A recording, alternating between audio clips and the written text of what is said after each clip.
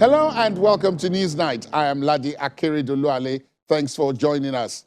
We go to the Southeast geopolitical zone on today's edition, where security issues have blended with politics. My guest says the narrative that the indigenous people of Biafra, IPOB, which is a proscribed organization, is responsible for the spate of violence is wrong. My guest also says the Southeast is working with other groups to produce a president from the zone in 2023. Newsnight talks to elder statesman and former governor of Anambra State, Dr. Chukwuemeka Ezeife.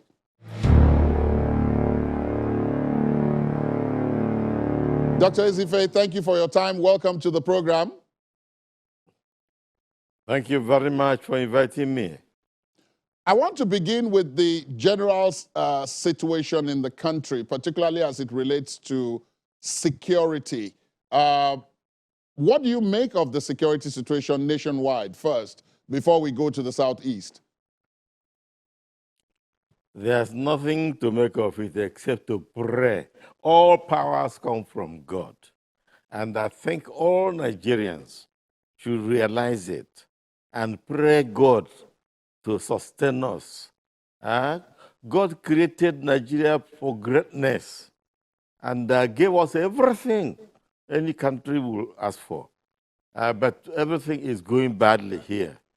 Man is messing up God's design for Nigeria. The only thing we should do now is to realize that whatever is wrong with Nigeria is the man of Nigeria, man messing up God's design. God created Nigeria for greatness. Since I became maybe an adult, I have ended my letter with the following statement: yours for Nigeria as a superpower. Because I saw it. And up till now, I'm still hopeful, because I know God doesn't make a mistake. And man is not capable of messing up God's designs. Let me now take it to your home region, the Southeast. It's been in the news more recently, also for security challenges. And my first question in that regard would be that, as you've just pointed out, this is man-made, is it? Yes, very much so, especially in the Anambra situation. How is it man-made? Okay. Yes. We know our beginning. I was the first elected governor of Anambra State. And we were 13 from one of the parties fighting for governorship. I can tell you that nobody lost a pin in the course of the campaign. And since then, it has been like that. Anambra has been very quiet. And imposing a candidate, we used to consider it as mission impossible in Anambra State. Today, we don't know. But things we don't know has been happening. We talk about unknown gunmen killing people up and down. Unknown gunmen. By the grace of God, we are beginning to know some of the unknown gunmen. Where it has become the place to unveil the unknown gunmen. In the beginning, we had a crisis, a major attack on Owerri prison. And every effort was made to put IPOB as responsible. Even the governor of Imo State appeared to be blaming IPOB for it. But that didn't last long before he saw the CCTV coverage of the event. And from his own mouth came the statement that more than 70% were from outside the East. Not Anambra, but the East, as the whole East. The idea is to generate a bad name for IPOB and blame it on them. I tell you, may it please God to allow his will to be done in Anambra election, and not let the will of man, whether the man is in government or out of government, dominate. Let not the will of man in government dominate in the Anambra election. Let our people vote the person they want, the way they voted me, and not be influenced. I will appeal to everybody, especially the people who are leading this thing, and we know them. And nobody now is hiding. I appeal to all the people in office in Imo State, in Ebonyi State, in other states, to take their hands off Anambra election. Let not more blood be shed in Anambra State. Let not more blood be shed in Anambra State. Nobody gains from that. Some people are helping outsiders to destroy the reputation of Anambra State. And from that, to destroy the whole Igbo state. And the main focus is to fight against Igbo or Southeast Presidency 2023. That's what I understand is the big thing that is generating this violence in a place that election used to be very, very peaceful. I'm not quoting anybody, I'm quoting myself. Election used to be very, very peaceful. We talk, we don't kill. Let me take a look at the narrative that you have given. Quite a number of people, especially those in the Southeast, would say that what you've said now, a number of other people have said it, but you seem to exonerate IPOB and the Eastern Security Network, that they have no hand in any of the things that are going on in the Southeast. But if you take a look at the timeline, of the spiral of violence in the Southeast, it tends to coincide with the return of the leader of IPOB to Nigeria to face trial for treason, and then all the other things that then subsequently happened. I give you a second example, the issue of the killing of the widower of the former Minister of Information, Dr. Akunyili.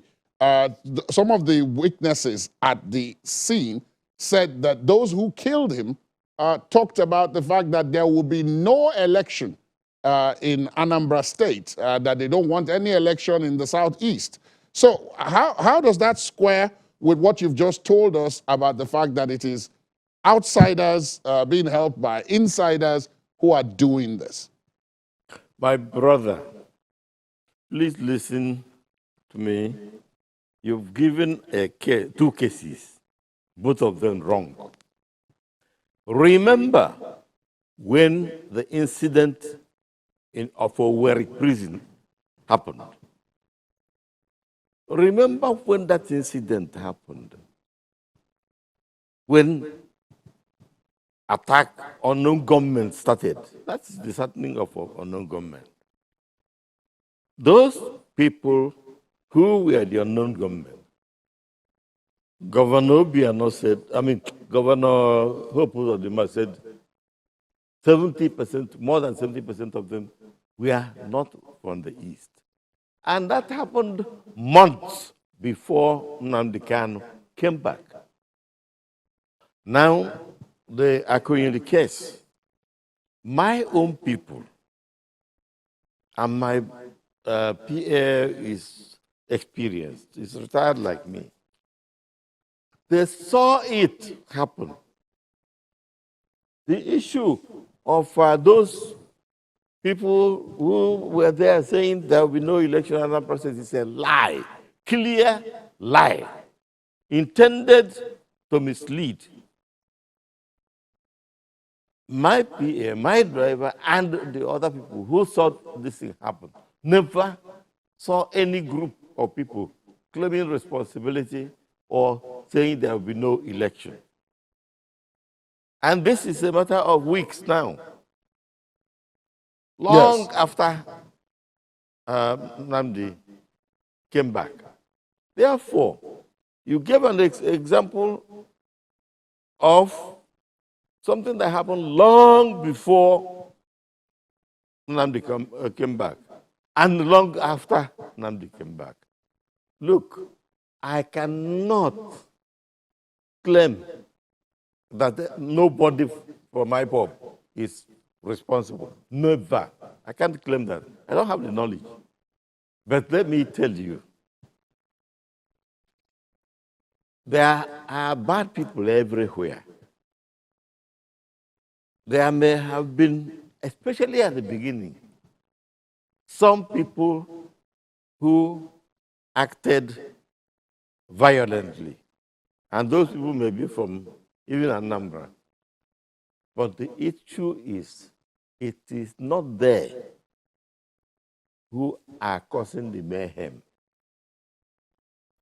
Some people may have misbehaved in the beginning.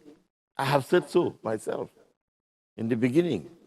But now, our people are no longer saying no election. What do they mean by no election? If you don't have election, there must be government. If you declare state of emergency and there is no election, when the time is due, there will be government. I beg you, our people have good people among them, bad people among them.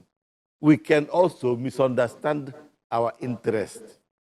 Like when we were saying, stay at home on Monday, stay at home every Monday. That is against our interest. That's against our interest. And our people are beginning to realize it. A lot of people listening to you will also recollect that on the day that Nnamdi Kanu was brought to trial in Abuja, you were there, you were present at the court premises. And one of the statements from you was that he is our son, he is my son, which tends to give the impression that you support, if not the methodology of IPOB, you support their aim or their objective. There's an opportunity for you to clear the air. Is that correct? I thought I was outspoken enough. And I talked to your press, I talked to media houses. People should know where I stand on issues concerning Nigeria. Now, if my son is a thief, he remains my son. So, if that is evidence, well, reconstruct the evidence. As far as Nigeria is concerned, we, the Southeasterners,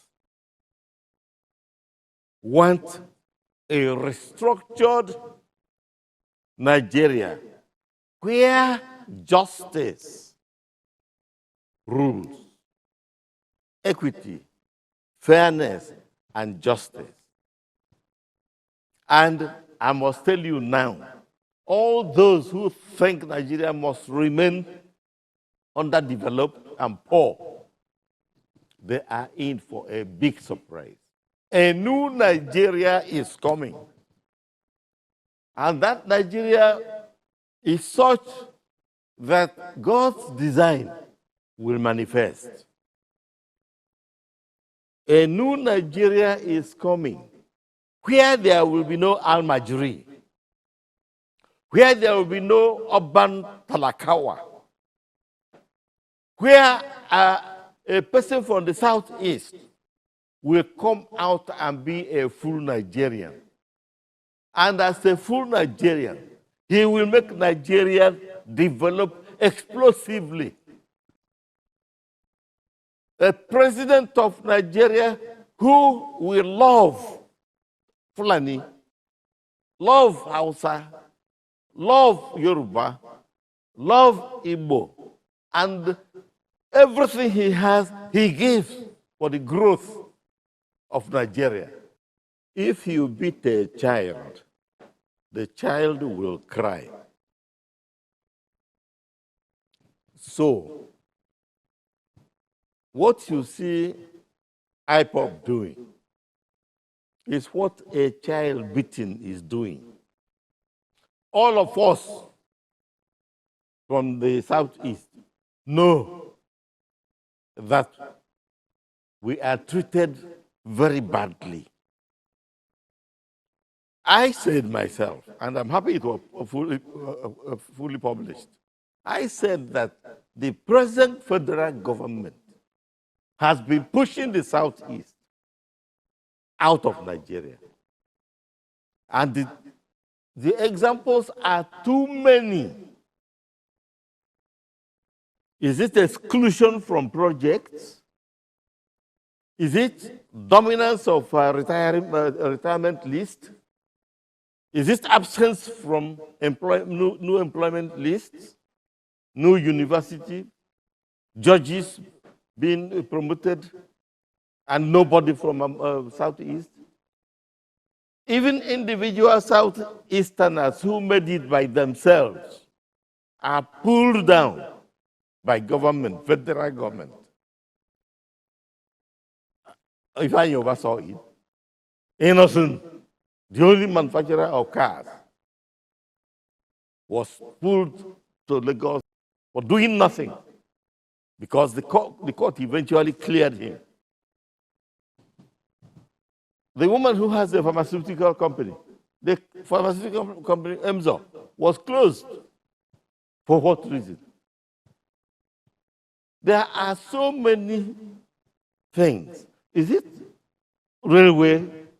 Do we have any share in the railway? A whole Nigeria will have a meeting of National Security Council, and no Igbo man is there. What are we talking about? I mean, I am as offended as anybody from that side. But I believe that God gave us some good things. And we shouldn't run away. Nigeria is a large space, and God gives us ability to use large space and to enjoy large space more than a small space.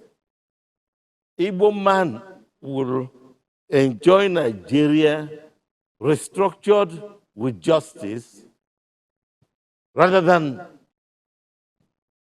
go to a tiny place and go and fight among each other. But we cannot be a slave in any place. If we do all we can and we want to do everything, if you want me to kneel down for you, I will kneel down for you for this 2023 business. We want to do anything, everything possible to please the rest of Nigeria, tell them the truth, and get our person elected president. The Almighty God who designed Nigeria along with all the other countries and created us the way he did will not allow this to happen. That's why I'm saying the end has come to this kind of Nigeria where the conscience of man is dead. The present Nigeria, the conscience of man is dead. And God will resurrect our conscience in this new Nigeria that is coming. And I don't want to pretend to defend any group. The Southeast, and you are in support of that, the Southeast wants the presidency in 2023. And there are people who have argued that very well that it is a very legal and a very conscionable position to hold. But that, are you negotiating with other groups in the country? Because as you pointed out, Nigeria is a large country. And already there are those, for example, some places in the north, which have said, you cannot blackmail us into conceding the presidency to the Southeast. It is a negotiated process. It's a political process. And it wouldn't be conscionable to threats. We're not even negotiating. We are begging. We are pleading. We are appealing. We are trying to convince the rest of the country, in fact, in their own interest. I tell you the truth. For as long as Nigeria keeps the Southeast down, for so long does the whole country remain down. So it is not a matter of threat or any kind of pride. We are begging. We are pleading. We are and in fact, I am surprised. Many Nigerians don't know what's going on, but I'm in a position to know because Fulani comes to me, Hausa comes to me, Yoruba, every group in the country comes to me, and I'm very happy about it. And what they are saying is not this or that, this cheap politics that some politicians are saying. Some people want presidency to go back to the north because they want to continue al-Majris, because they want to continue Obang Talakawa, because they want to see people coming into their homes for breakfast, to beg for breakfast. We are going to end poverty in Nigeria. We are going to make sure that every man can feed his family and take care of things around his home. There is no reason, and we have nothing superior to any other group. Some people are saying if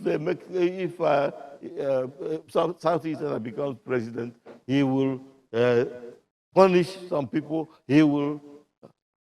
There is no such. You know us. You know us.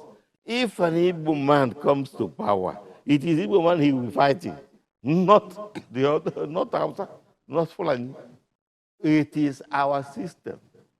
So nobody should think of vengeance as one of the reasons why not to support 2023 Eastern presidency. Let me take you away from the politics of the Southeast and the issue of security for a couple of moments and get your opinion on a number of other issues. It would appear as if the National Assembly, particularly the Senate at this point, is reversing itself on the issue of credible, free and fair elections, the use of technology, being able to use electronic voting and transmission of results. I heard you earlier talk about the issue of rigging when you made mention of the Anambra elections.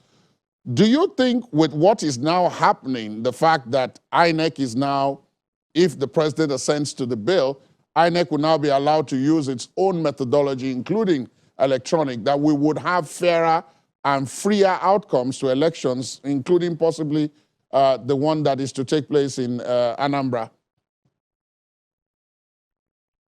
I don't know about Anambra, that is very near, but INEC has said that they're going to use electronic transmission of results for the Anambra election. Now, the Senate reversing itself agrees to that. Now, we must know what is happening in Nigeria. Maybe you don't believe me when I said a new Nigeria is on the way. The God of heaven is the God of Nigeria. Things are bound to change. Nigeria is bound to change. Conscience must come back to individual politicians in Nigeria. First, they decided no electronic transmission. We will go further than electronic transmission. Eventually, all election in Nigeria will be done with blockchain technology. Blockchain technology is a system that guarantees fairness, no cheating, no hacking. Many who are listening to you today may not know, but earlier on, before you became an elder statesman, you were, of course, a federal permanent secretary. And in that role, you traversed quite a number of ministries. I wanted to ask you about, I mean, the battle is about 2023, but between now and 2023, a lot of things are happening, particularly on the economic front. COVID-19 created a big disruption to our economy. What do you make of our situation now, particularly when people raise the issue of debt and how sustainable is the debt that Nigeria is acquiring to fund infrastructure and other economic developments? We don't have to. What are we borrowing the money for? We don't have to borrow more. We have overborrowed already. We are not doing well as we should be doing, and we are taking decisions that are irresponsible. People who, what are we doing with the money? Huh? What do we do with government money? All money from government, people get into government office and begin to think, what is there for me? Instead of what can I do for the country? That is today's, and when you borrow, whether you are borrowing or printing more money, all of them is for private interest, not for Nigerian interest. So I am opposed to more borrowing. Even to fund infrastructure, I mean, part of what the money being borrowed, let me give an example. Part of what the money... Infrastructure. Yes, it's infrastructure. I mean, the second Niger Bridge. The second Niger Bridge is one of the projects that is being funded with this. We have been hearing about second Niger Bridge. Go and, I don't know where you live, but take a car and drive anywhere in Nigeria, and you'll find Mission Impossible roads that are impossible to pass. One of the rules or one of the measures put in place to tackle what has led in some quarters to high food prices, the clashes between herders and farmers, was the anti-open grazing law, which all southern governors were to pass. In fact, I think they gave themselves a deadline by which they were to pass all those laws. Now, again, it would appear as if the Southeast is lagging behind in that respect. The last I checked, and I stand to be corrected if I'm wrong, there isn't any state in the Southeast that has actually made this law. I think I may be wrong, but even today I read about Anambra passing the bill. Anambra House of Reps have passed the bill. And of course, you know that Imo had passed it long years before, although it was not in use. But yes, implemented. Pardon?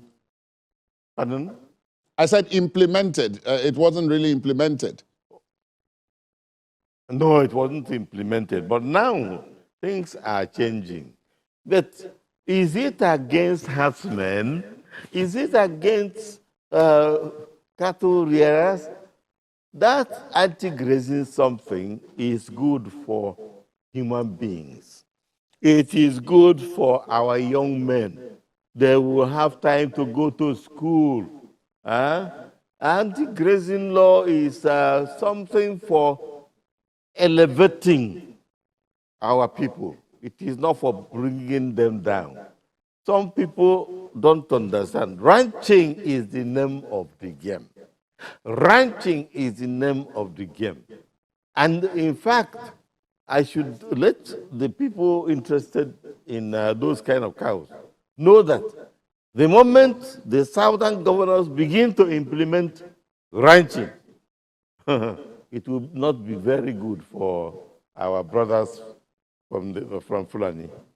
But it is good if they start now embrace the anti-grazing, embrace ranching, and continue with it, because that is in our long-term interest. You don't see open grazing anywhere else. The other question I was going to raise alluded to something that you talked about earlier, which is that there is a perception outside of the Southeast that the Southeast isn't really united when it comes to either fighting political battles or defending the interest of the region. If you take a look at it, at the way the things stand now, in Anambra State, there's an APGA governor. There are 2 PDP governors in the other 4 states, and then the other 2 governors are in the APC. So you have, it is said, tendencies pulling these various political office holders in different directions, and that even the elite in the Southeast are either scared or not concerned enough to speak out. Do you think these are fair comments to make? Yes, they are very, very fair. Yes. But some people can misunderstand them. Let me say that, yes, the appearance of unity that Yoruba has, we don't have it. One reason is that we don't really have one person who can talk for us as such. But even that is changing. We are going to have Ndi Ndu Igbo, that is, leaders of Igbo, who will be selected from across and whose interests will be just guarding Igbo interest. People who will be hungry and refuse food. People who will focus only on the interest of the group. And if there is any clash between personal interest and the Igbo interest, they will have no difficulty in jettisoning personal interest. That is, again, very near. That is very near. So, are there such people still? Are there people like that still in the Southeast, or indeed any part of the country? Do you think? Yes, I will tell you. You are right. Your question is very genuine, because somehow money became quite important in the Southeast, to the extent that people can make a deal with opponents of the Southeast and fight against the interests of the Southeast. That's what's happening even in Anambra now. Today, we still have a majority of people who will jettison their personal interest if that personal interest clashes with Igbo interest. There are those people still there. And very soon, you will know about it. But let me say, appearance of unity is not unity. No, we have been out of government power, federal government power. What do you make of it? Yet, if we call a meeting of Igbo for Igbo interest, people will answer you and turn up in mass. Yes, let people not be deceived. the fundamental basis for unity is still very strong and remains strong. And many of us are now celebrating that we are still like this. Don't take, don't look at people who have sold themselves for material or position and are no longer looking at the interest of our people and looking at only their interest and keeping agreements they have reached with outsiders. Those ones, no, don't worry, you will see what happened to them. So I tell you, we are as united as most other people, but there is weakness because formerly, no money will buy our people. But today, money can buy some of them. But don't deceive yourself. We are not antagonistic to each other and available to be cheered out. It is possible, but God is helping us. And right now, we are now going back to that God who is helping us. There are very strong prayer groups going on now. And very, very soon, some of them you may hear about them, some of them you may not hear about them, but you will see the effect of the prayer. All powers come from God, and our people are going back to where they derived their powers. When, in this interview, I've heard you talk about outsiders a lot, and I take that to mean, of course, you're talking about people from outside the Southeast.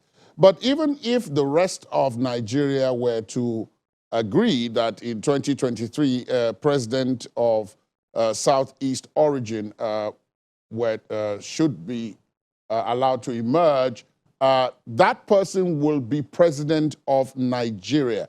And that brings me back to the question I asked you earlier, which is that, is this an inbreeding thing, which is that you're talking only about the Southeast, or are we talking about Nigeria? What is going on with the relations with other people in Nigeria? Because you cannot be president of Nigeria without talking to people in other regions, without relating with them, without taking their own interests into consideration, and without bringing their own concerns and fears on board, even around the Igbo presidency project. Yes, you are right. Maybe I'm wrong in my emphasis, but I think I was really covering exactly what you have in mind. When I'm talking about New Nigeria, I'm talking about a united people. I said the Igbo man who is coming as president, we love Fulani. I said so. We love Yoruba. We love Hausa. We love all groups in Nigeria. And we are working today with most of the groups in Nigeria. I feel so happy because I see many Fulani young men fighting for this project. Many Hausa young men fighting for this project.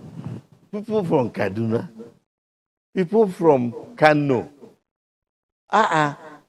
Tuku, my brother, has been fighting all through everywhere. Eventually, he got all the leaders of the Fulani in the southeast to come and exchange views with us in Abuja. So the people, ordinary people, understand that justice is fairness. Ordinary people understand that it is a turn. And this turn is not the issue. It is time for God to resurrect conscience in Nigeria and make the country experience explosive growth economically. We are not thinking of a dominance by the Igbo people. Now, look at the people you are talking about, the Igbo people, if they are the people, the Southeast. Tell me where you go today in Nigeria and you don't find the dominance of Igbo people when you remove the indigens. After the indigens, anywhere you have the Southeasterners. They are the real Nigerians. And you see their action. They are trading in the open. They are not hiding the trading activity or how to trade. Their industry is in the open. Everything is in the open. Anybody who is sincere will accept that what they are doing will be done by everybody in Nigeria. Every group in Nigeria will learn to trade. Every group in Nigeria will learn industry. Every group in Nigeria will learn to experience massive economic development. As we wind this interview up, Dr. Ezeife, I want to bring you back to where we started somewhat and talk about the looking ahead. Looking ahead now, I know you've mentioned the Almighty several times in the course of the interview and what you believe that he will do and he's already doing. But do you think that people, particularly the elite, the political elite, are keying into this? Because they largely are said to have been the problem. People of your type, those who have been active in politics for a long time, who control the resources and the political vehicles, access to power. Do you see any evidence that they are understanding that, as you say, it is time for change and that change is coming whether or not they like it? Well, it is not the will of man that we are following. We are following the will of God, and we are praying for it every day. The elite are the problem. We, the elite, are the problem. I apologize to our younger ones, but not to every one of us is among the problem. I can tell you I'm not. But since it is a matter of group, as a group, the elders have failed Nigeria. But, well, failure is not conclusive because we are now changing Nigeria. We are going to change. We are, even the elite, they will discover that it is better for them in a Nigeria that is explosively growing, developing, and that makes black man proud everywhere. It is not possible for us to continue stealing money from government coffers and think we are doing well. And even those who are stealing the money, how much have they left? And give them 2 years, 5 years, nothing will be left because it's not being cared for. They're not growing it. They're just chopping it with their wives and children. You would want to end on an optimistic note as we look to 2023 and even beyond 2023. What are your prayers for the country? Well, my prayers for Nigeria is number one, the resurrection of conscience of Nigerians so that we can think about the other person, not selfishly only. Nigeria is a great country, designed for greatness. Whether it is the climate, you find that superior climate is given to us. You don't find us swimming in water. Huh? Earthquakes, no. Hurricanes, no. Whether it is plants, Any plant that can grow anywhere in the world can grow in Nigeria.